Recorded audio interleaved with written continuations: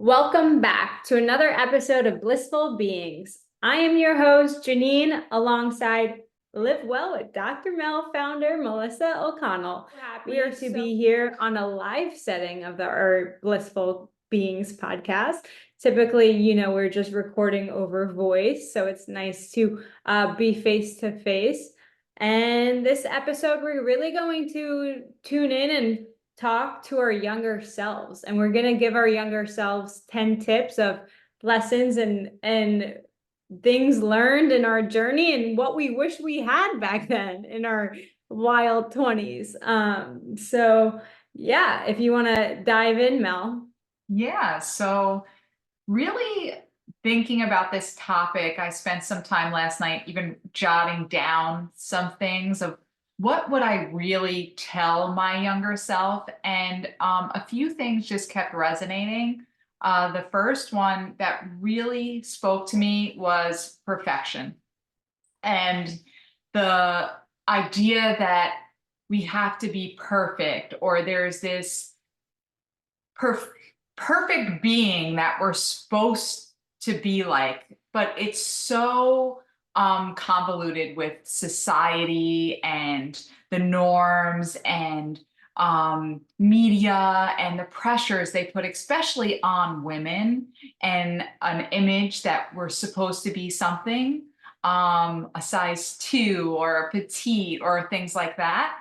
And I think if everybody just lets go of this image that they think that they're supposed to be, and just continue to strive and try to grow and try to get better each and every day.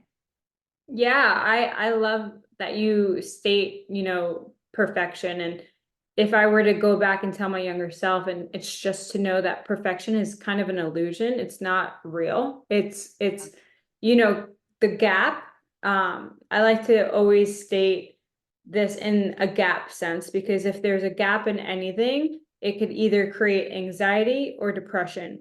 And that's stating, like, if you have a gap of what used to be, or for example, like, I can't get over this ex, like I wish I was back there, the times we've spent. If you create this gap of where you are right now in the present moment and the now, and for example, overachievers for work get this a Mm. lot, because they're like, yeah, my company's here, but I want it to be there. I want to grow more. So you're constantly chasing the illusion. Yeah. And any of these gaps also create stress. And that's where stress comes and creates diseases within the body, whether it's, just creating inflammation or actual sicknesses that lead to bigger issues down the line if they're not, healed and treated. So you always want to be in tune with your body. And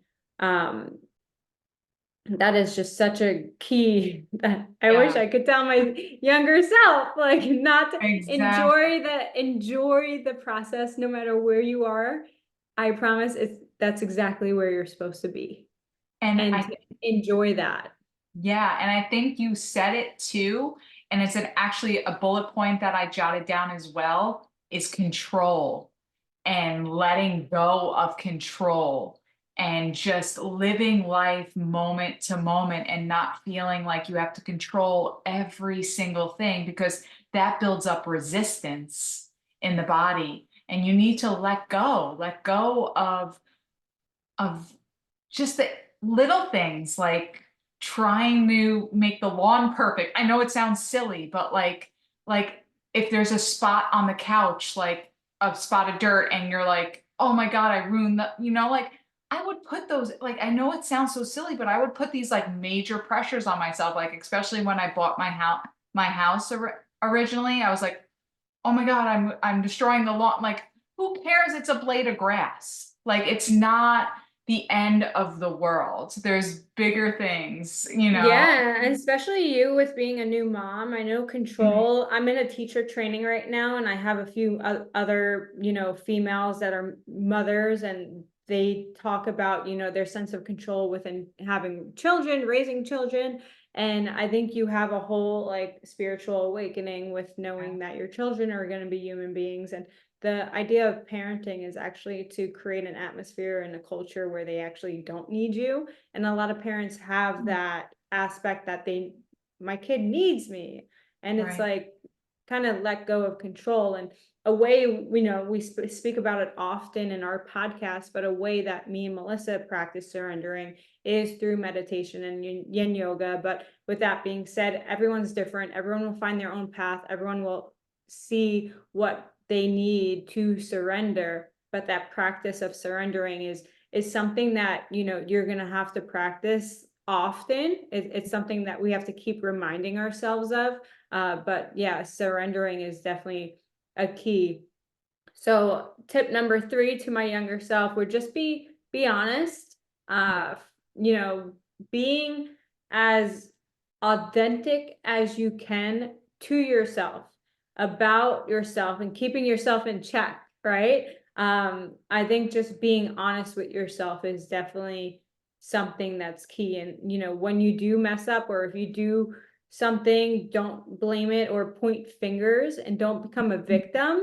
That is very important as well. Kind of just always see how you can grow, how you can be better, how you can resolve issues with things not coming into a pattern. We are very habitual creatures, and there's going to be patterns. We just want to see how much we can create healthy, positive patterns, and not the negative. And we're in this pattern of it could happen with dating life, or being bad at school, and it could create these bad habits that you're just ended up not being where you want to be because you have these negative patterns. And I think you said it perfectly when you said blaming others. I think a big point that I wrote down to myself was sharing love with everyone and learning to love everyone, even the person that challenges you and triggers you the most. Yes. And I think that's where you grow the most, because people don't realize that when you are resistant to somebody else, it's usually a mirror or a reflection of something that still isn't healed within you. So if somebody really annoys you, you have to turn that mirror right back on yourself and say, why is that bothering me so much? Why is what they're doing aggravating me so much? It's usually a reflection of something that you are portraying off. It's really not about that person you're looking at. Or And I love that because Power of Now, and I've spoken about this book by Eckhart Tolle. He's such a mentor of mine in the spiritual realm and shifting my mindset. He said pretty much like during his book, he's like, once you know that everything's a reflection of you and these triggers are because you're upsetting yourself, he's like, you will never blame someone else ever again for upsetting you. Because if someone else is upsetting you, it's because you are choosing to let them upset you. You are in control. You are your only creator. The only person that can upset you is you. Mind blown. Mind blown. It's a mindset, it's a perspective, and it's how you can change your perspective to live more blissful. It really is all mindset. and But that as much as, yeah, sorry to cut you off, no, go but ahead. you stated give to others, give love to others. And my tip that I wrote down is to love yourself, because you have to truly love yourself to then go ahead and love and give to others. But it's everything in life is that balance, it's the harmony, and it's you can't give too much without giving to yourself. But if you do give, and if you give in the right spots and the right places that come from a good place and things that make you feel good. So if you give and then you're feeling like, oh, that person doesn't, didn't like appreciate what I gave, or if you're feeling any resentment, don't give in those places. If you're giving in places that make you feel good, it will naturally, law of attraction, will come back. It's almost Yeah, impossible to give in good places and it not come back. And if it's right. not automatic, it comes back in other ways. Right. And I think that's so important to learn where you want to give. Serving in a community, if you're somebody who likes to go to yoga and you want to give to a yoga teacher, or if you like, I've heard of people like being at a golf course and they see the caddy who doesn't really have much and they want to spend money on him to go to school to learn something new, or anywhere. If you have the ability to give, whether it's money or your time, even serving at a soup kitchen, I Hmm. feel that really helps you as a person grow. Really surrounding yourself in a volunteer kind of environment. Yeah, I'm taking my team Thursday. Actually, we're going to a homeless shelter and doing a food drive. Yeah. We're giving our time. You know, it doesn't cost anything. It's not a monetary thing. We're giving 4 hours of our time to go, help feed the homeless, and it's going to be, not only a good, thing that we're doing for the Houston community, but also, something that will be team building and giving back, and Beautiful. something that will ultimately bring us together, because together we're making a positive impact. With that being said, there's a lot of, GoFundMe's and donations and here in America, but to know, like, if you donate to like third world countries, like, I know there's like a girls' education out of India that I'm a big donator of, and only $60 helps someone, a female, go to school in India. And it's wild. So it's like, if you want to talk about leverage and impact, like, it feels amazing that, I come from a place of woman empowerment and educating women and equal rights and, gender equality. And I feel like I'm making a strong impact, even if it's not a ton of money like these big 500 Fortune companies can give to, companies and donations here in America. But just remember that there's third world countries, and it doesn't matter if, it's overseas or here in your Houston community, or your community, wherever, you may be, that you could truly make an impact, no matter how small, how big, time, monetary or not. There's someone out there that's way less fortunate than you are. And even if you 100%. think that you don't have to give, that's when you should start giving. Because Yeah. when you start giving, you'll see that you have more to give. And, Yeah. um, It's to wonderful what you guys are doing. It's absolutely wonderful. And the more people who can do that and share, one of the bullet points I wrote down was kindness and empathy, being able to empathize with people who are less fortunate than you and being able to give back to them. It goes hand in hand. And I think if there was more people who and more companies that were serving and giving back to their communities, this world would be a better place. It truly, truly would. Yeah, there was this one card during my teacher training. We always pull cards, and the one card was like, how do you like feel, um how do you like feel on society? And it's like, seeing random acts of kindness, like, that makes me feel good and peaceful on our Mhm. society. And it really is. And generosity is contagious. Like, Yes. if it really is. And it's definitely a, a virus effect in a good way. Yeah, It no, I spreads. It remember, spreads.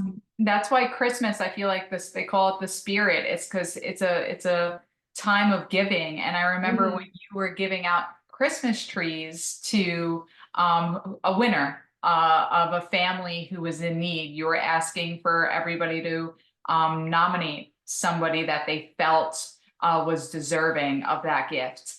And I felt the urge to give to my employees and get a gift for them. And I remember in that group chat with all our family members, and then mom was like, I'm going to give to my employees too. It's just, you're right, that spread of positivity, that giving back, it makes other people want to do it because it makes you feel so good when you give to someone else. Yeah, it's amazing. But yeah, to switch gears a little bit, another thing I wrote down is to love life and laugh often. And not take yourself too seriously, and really just enjoy every moment, because life is just a curation of experiences. And if you're wake up on the wrong side of the bed, and then you stub your toe, and then you're mad at the dishwasher, and then you're fighting with your dogs, it's like a ripple effect. And it's just like, don't let one moment take that into your whole day. So as much as you could switch out of that and bring like this light sense and be lighter. And that's why a lot of people too, after like doing a deep stretch yoga class, they're like, I feel lighter. It's because you're like releasing these stored energies and stored emotions from experiences within your body. And the more you could tap in and kind of just go through life flowing and knowing that the universe works for you and not against you, really your beliefs create your reality. So as much as you could keep a strong mindset and knowing that the universe is in your favor, and seeing things for the good and not the bad, is just going to create a better blissful life for yourself. And another thing is just, I'm very on my energy flow right now, especially doing yoga like 10 days in a row at this point. But another thing that we mentioned is that we don't breathe the universe breathes us. So that is a mind, sorry for cursing. Not sure if you could upload this to YouTube now. But it's something that is mind blowing to really like dive deep and think how the universe truly breathes us, because we can't consciously, not breathe. Like if we're like holding our breath, you need to eventually breathe. You can't actually pass out from holding your breath. Right, right. Wow. That hit me hard because it's so true. I think a lot of people are just so resistant to just letting the universe unfold. Yeah. And And that's why they always say when you're mostly present yeah, that you flow through life, yeah, because you let life happen right, instead of trying to do life. You're being a human being, and that's what we're supposed to be. right, And right. we're letting life happen for us, And and I not think that's others. like a beautiful way to even end this session because this is blissful beings, right? This is what it was all about for us is the more we learn to let go, the more we learn to let that perfection, put that to the side and just continue to grow and work towards being the best being and then those blissful beings, like those blissful moments just kept unfolding more and more. And it brought us to the point where we're podcasting. I have my YouTube channel. I'm not doing this for money.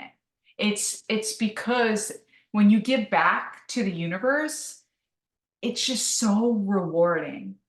And we Just have a true belief that this podcast and these tips and these lessons that we've lived life, we're in our 30s now. So not saying that there might be older more people to that say learn, they have always more more to experience learn. there. We're still learning, trust me. I'm Yes. just saying, if I could talk to my younger self, I would listen to this podcast. And we are doing this for free, and we are under a belief that we will truly help people. So if you could help us help you, please share this episode with a friend. We would truly appreciate it. The more people that we could reach, the more people that we could possibly help, the more that what we're doing and giving is going to make a change and an impact. And that's really what we're here to do now. Like, we're at the same mindset that we want to make an impact during our lifetime here on earth. And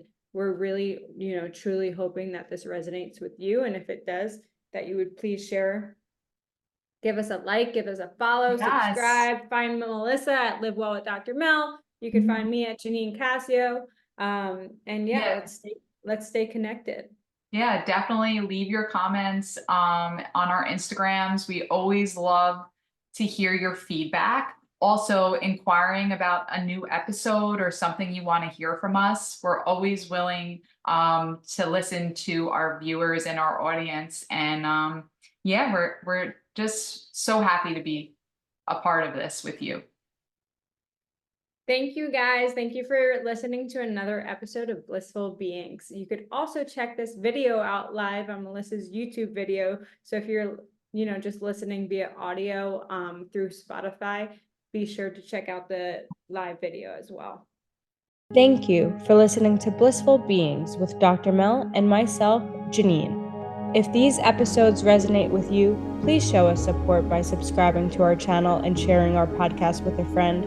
You can also connect with us over Instagram at livewellwithdrmel and at Janine Cassio. We look forward to keeping in touch.